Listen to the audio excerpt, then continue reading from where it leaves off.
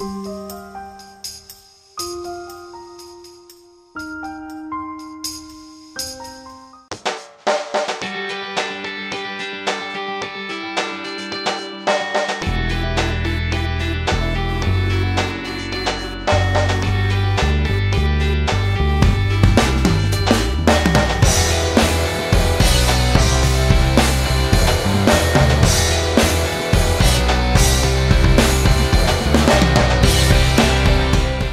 am now honored to introduce an extraordinary lady.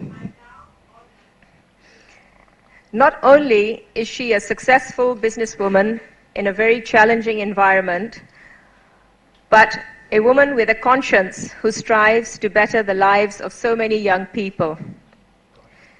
Seema Aziz is a testament to true social responsibility and commitment. Due to personal circumstances, Mrs. Aziz is unable to be here in person. However, thanks to the wonders of Skype, we can now broadcast live from Lahore.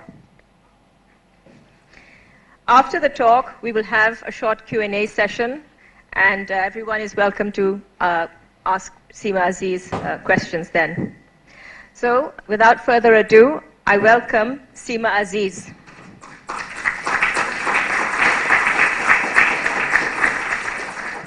Thank you, Rubina. Assalamu alaikum, Seema Appa.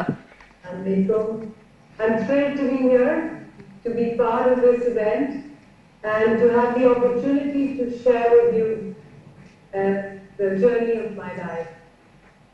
So I don't know, I've never Skyped before in my life, and I hope it's going to work.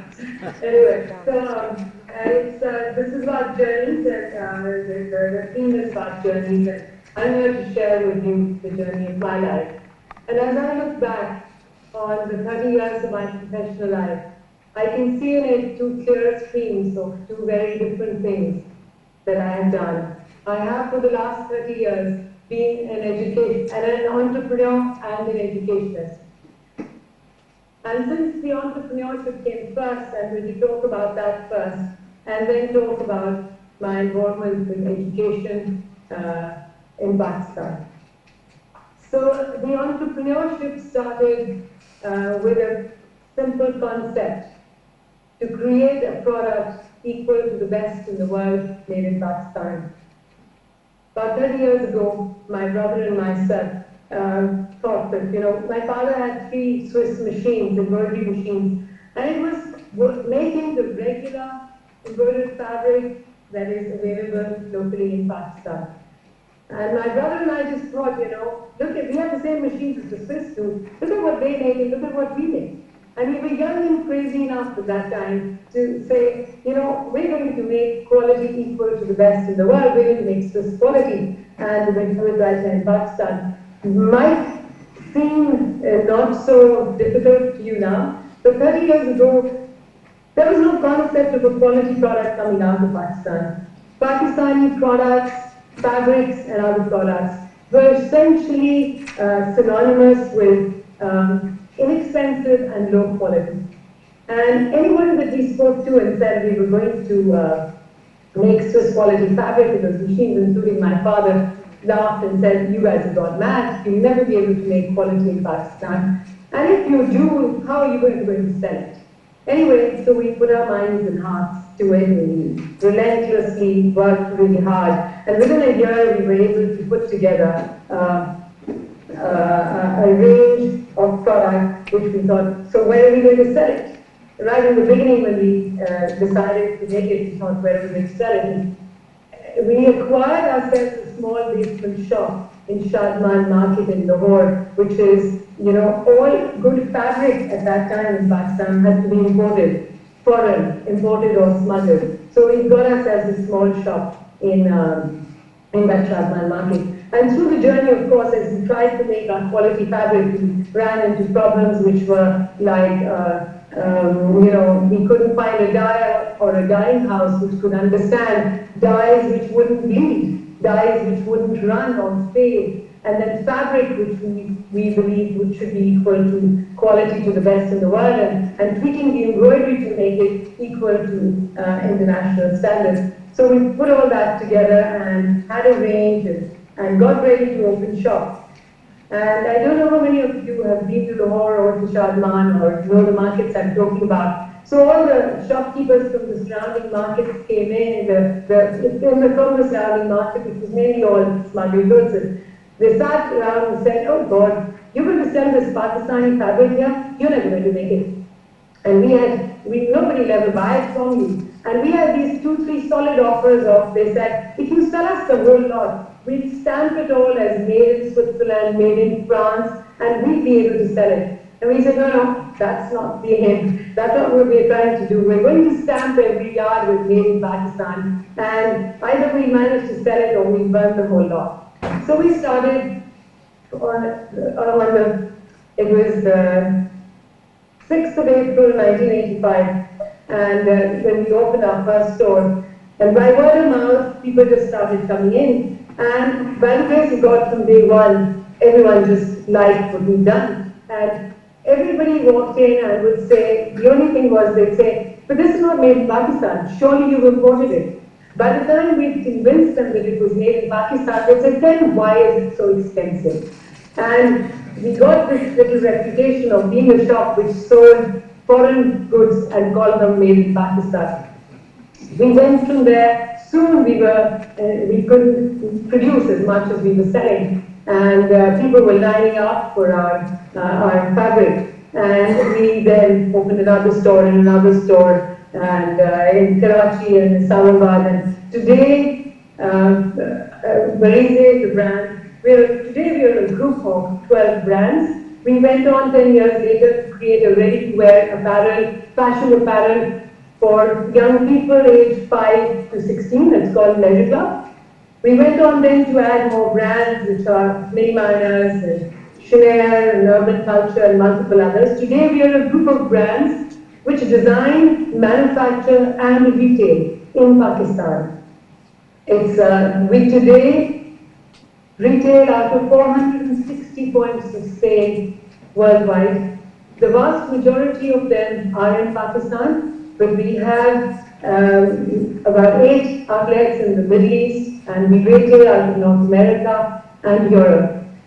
The concept behind our entire group is quality equal to the best in the world made in Pakistan.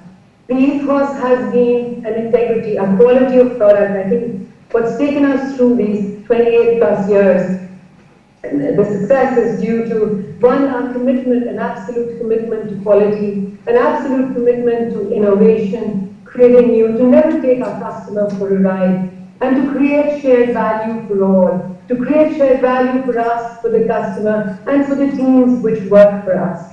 And today too, I think Barize, the brand, and all its sister brands we're just synonymous with the concept of quality and creating value. Also, we believe the made in Pakistan is very important to us, because that's the belief that we constantly come when people say, but you can't make the quality in Pakistan. And as we went into our other brands, into Mini Miners, even the soft toys in Mini Miners are made in Pakistan. And there have been many discussions and arguments with brand heads and brand managers saying it's cheaper to import from China and we make much more money. But I firmly believe that business is not just about making money. It's about creating products, it's about following a dream. It's about creating value for the community as well as in a country like Pakistan, creating jobs and creating industry.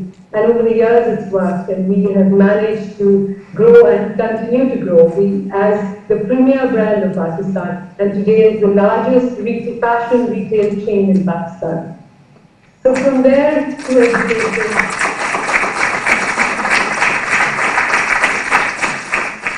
Thank you. And from there to education, which is what I've done with synonymous at the same time, simultaneously. It's about, that came out of, as a direct result of the flood of 1988. There was a terrible flood. All the rivers in the Punjab flooded their banks, and thousands of villages were destroyed, and hundreds of thousands of people lost their homes and all their worldly belongings.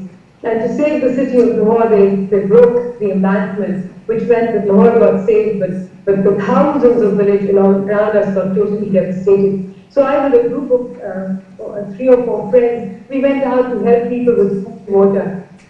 And soon realized, and medicine, and soon realized in a few days that it wasn't the food and water or the medicines that they needed that got done, but everyone had lost their homes and winter was setting in, and mud homes, if you know, just dissolve in the water and nothing's left. So we decided to help 10 families rebuild their homes.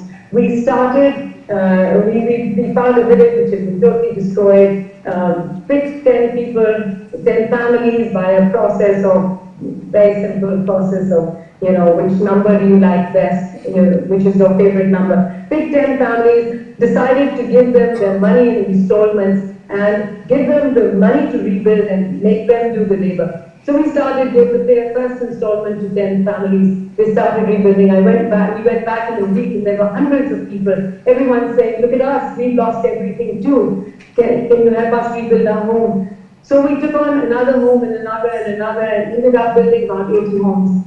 In this process, the rest of the team went away, but I just couldn't let go. Maybe I'd never seen such poverty at such close quarters. I just stayed on, and soon I was there every day to help them rebuild, and soon I realized I'd become like a Pied Piper. Hundreds of women and hundreds of children would follow me around all day, every day. And the children were barefoot, runny noses, matted hair. In this village, which was just 15 miles out of Lahore, unbelievable.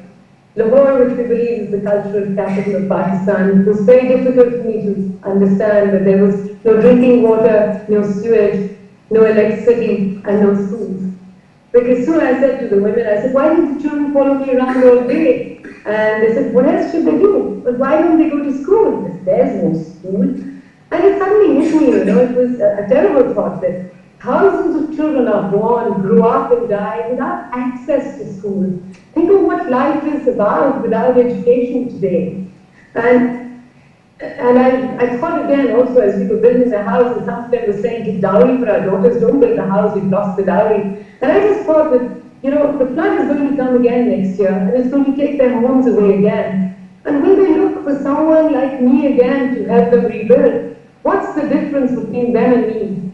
And the only difference I could see was that I was educated, I could plead a cause, I could plan and do multiple things which they in their illiteracy could not. And I realized that the difference between people is just an education. And it's an education which helps people stand on their own feet, take charge of their own destiny. And it's education, I realized, was the only gift that no flood could take away, no thief could take away. It becomes a part of the person. So I asked them, I said, what if I build a school? And all the women got very excited and said, now leave these houses, why don't you build a school? And I went back and spoke to my family and friends and people in the city, and everyone said, now you've totally lost it. You want to build a school? Don't you know that the poor don't want to study? All these government schools are standing empty. And I said, no, I've worked for too long with the poor, and I understand that everyone loves their children like we do, and that everybody wants a better life for their children. And in Pakistan especially, I think people would sell themselves to educate their children, but it's not possible. So anyway, I put together the money, acquired a piece of land, and built a school, because I thought if there's no school, we're all at fault. Because without education today, honestly, I do not understand how life goes on. The unemployed out there who are illiterate are not unemployed, they are unemployable. You think of one job that society can offer the illiterate today. I can't think of any job. But anyway, so I put together the money and built that school. And that school opened its doors on the 17th of January 1991. 250 children were standing outside, the same with the matted hair and the runny noses, and the bare feet, and trousers and no top, and top and no trousers, and they'd all lined up for a chance to a better life. We started that school, and since the huge belief is in equality of opportunity and equal education for everyone, we started with the English medium. My son had joined one of the best schools in the country that year, and I just picked up that syllabus from Egerton College and put it in that area, in an area which was 100% illiterate when we started. And it's amazing how much talent and ability our children have out there in the villages. And soon, in 6 months, by the And by the time the summer holidays came around, they would change, totally change. By the end of the year, you couldn't recognize. They were reading and writing so amazingly well. Next year, there were 450 children in that school. And the year after that, there were 800. Word had gotten around, there's a school where education happens. Today, from that one school, that school today has 2,200 girls and boys from classes 1 to 10, English medium,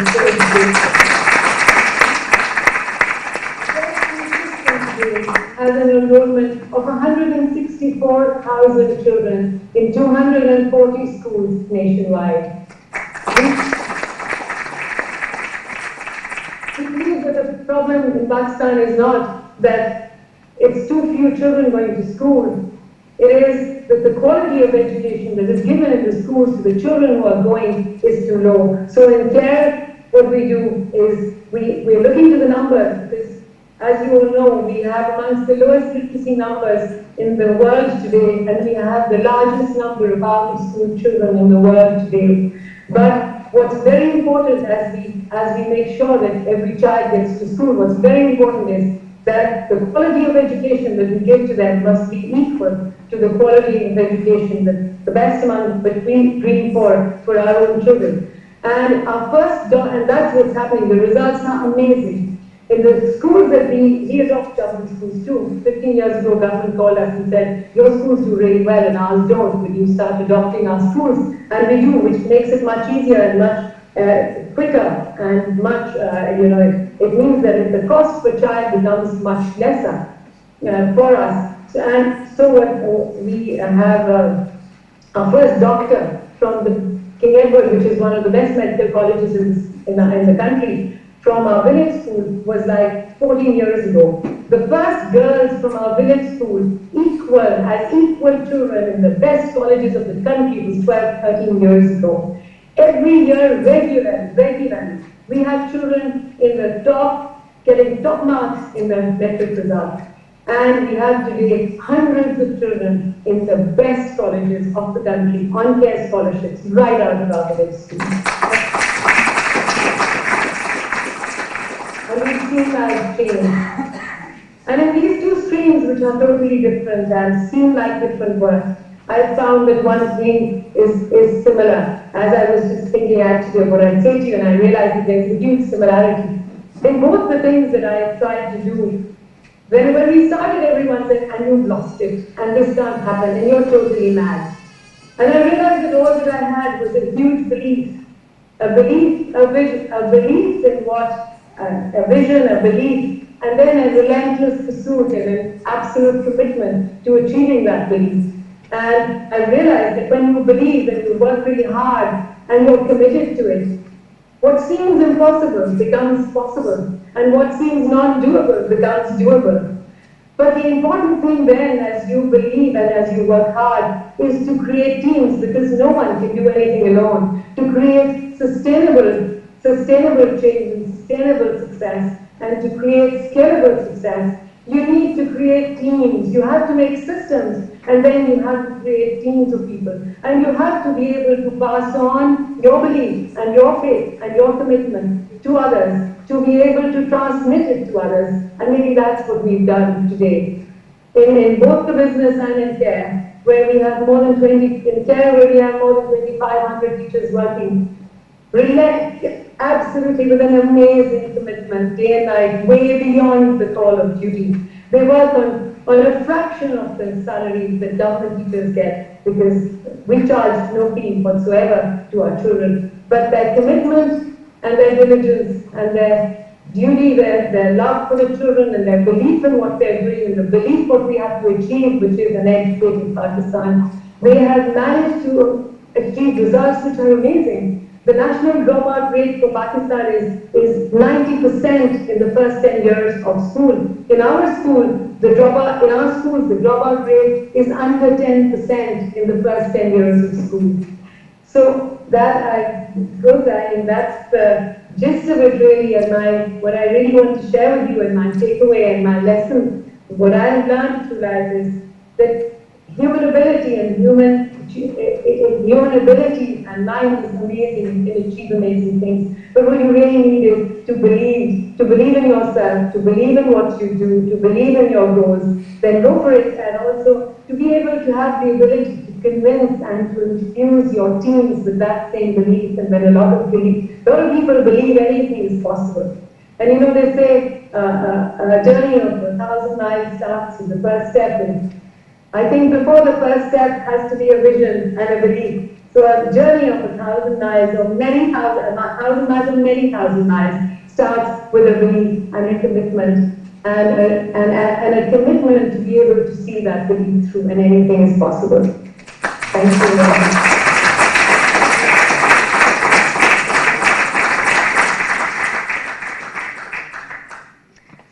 Thank you so much, Seema, for a truly inspiring story. And we now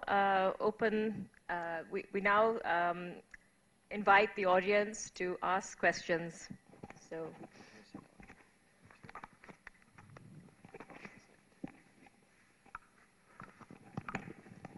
Is there anyone with a question? Yeah, sure. Hi, Assalamu alaikum. My name's Farouk. Very inspiring story. Thank you very much for sharing it with us. Just a general question with regards to the education with the children. Did you face any obstacles or hurdles with the local authorities in trying to set up these schools, or any support when you try to get the children into schooling from the local authorities? I cannot hear very clearly. Yeah. Okay. If you could just say the key words, I could. Yeah. Seema, the question was, did you find in your kind of educational setup, did you find any obstacles from the local authorities? No, it's obstacles from the local authorities. Nobody really cares. When we started building and running our own schools, nobody really cares about what you're doing. But then, like 15 years ago, government actually called me and said that you're doing an amazing job and our schools don't work. So will you adopt some of our schools? So I went around and I surveyed about 25 schools in the city of Lahore. Was horrified at their condition. No toilets, no drinking water, no fans, no lights, no labs, no libraries, no teachers. And I agreed to take on 10 schools and managed to turn them around. And then, of course, the story goes on, and then government called me 2 years later. By then, it was the year 2000, and there was a military government in there, and they said, wow, you've done a great job, would you like to take over all the schools of Lahore? And I said, would you like to give me some money?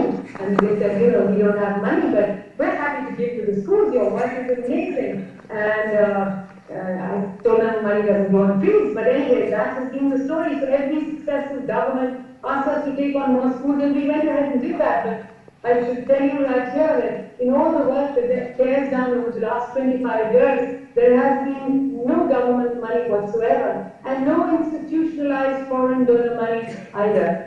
We've done, all the work that we have done has been money which is being raised locally from businesses and individuals and organizations and people who care wherever, but no government money whatsoever.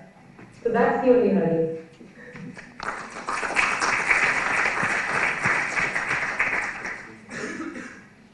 Are there any other questions?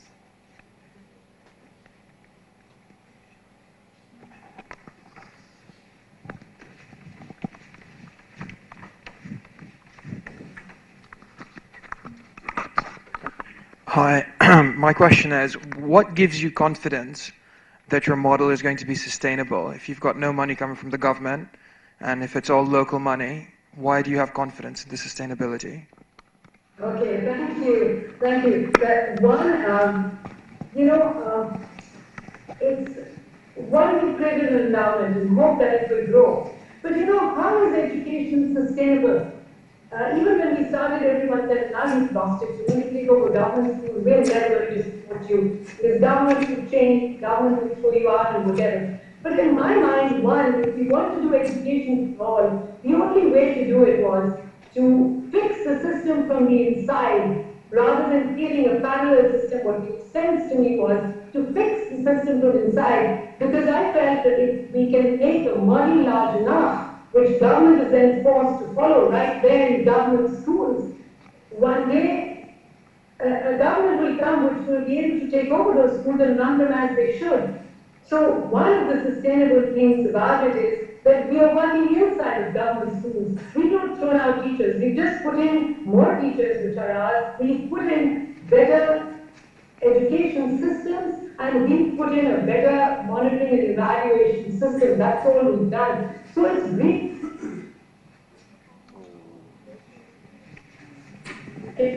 over. Two, the important thing is that what's happened is that the cost of education has gone down. It actually costs us like 300 rupees per child per month. Because we are working inside of government schools, we could throw out government teachers. We are, whoever is there, we are training them, capacity building them, and a lot of them have become care teams. We found that there's so many fabulous people out there in Pakistan.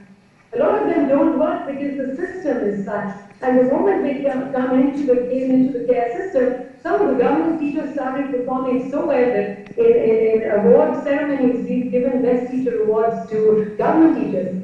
So out of the one, the endowment gets, but two, these are government schools. The large and vast majority of our schools are adopted and defunded or closed down government schools. So government teachers are being trained all the time. The other big thing is the alumni.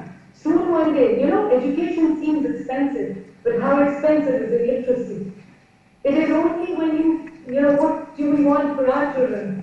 We think if you can do nothing else, we'll educate them, and then they'll stand on their own feet. And that's exactly what I'm thinking. If we can educate the nation, then out of these will be alumni, and I think people will start taking charge. We hope one day soon there'll be a large enough body of alumni of care and the people of the country and people who care for Pakistan who will then be able to just take over.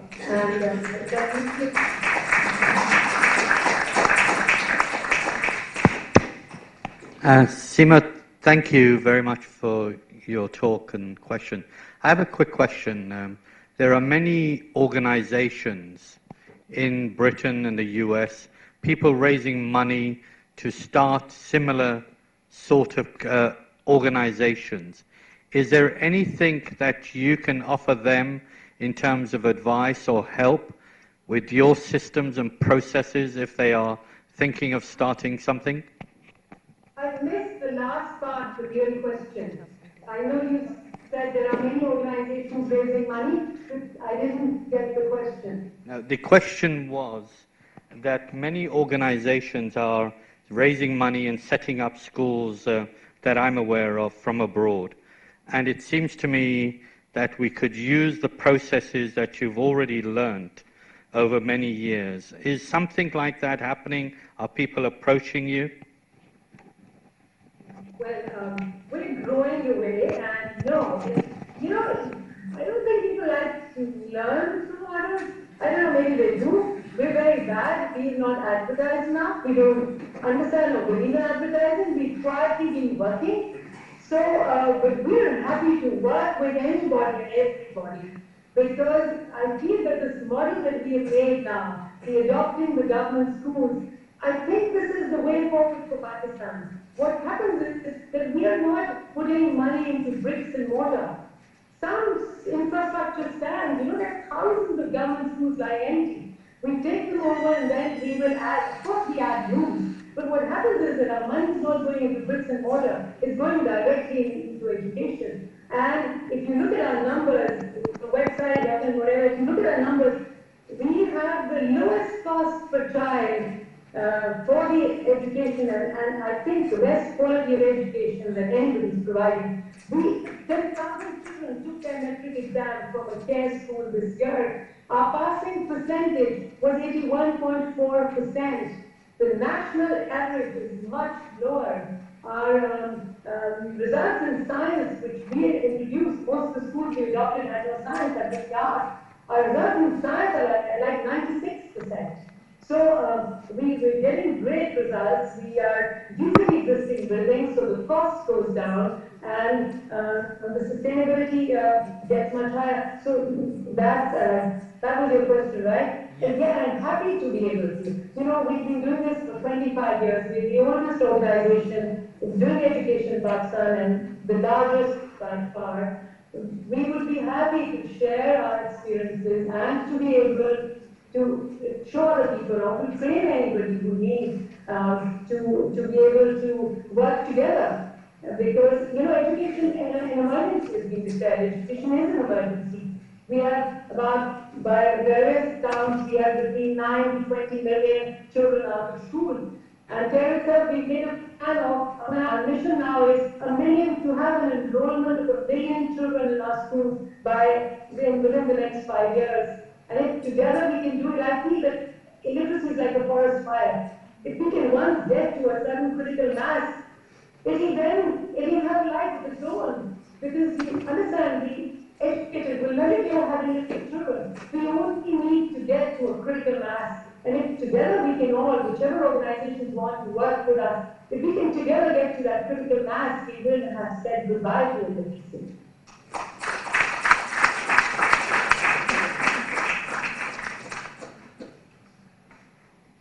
I think this is all we have time for now.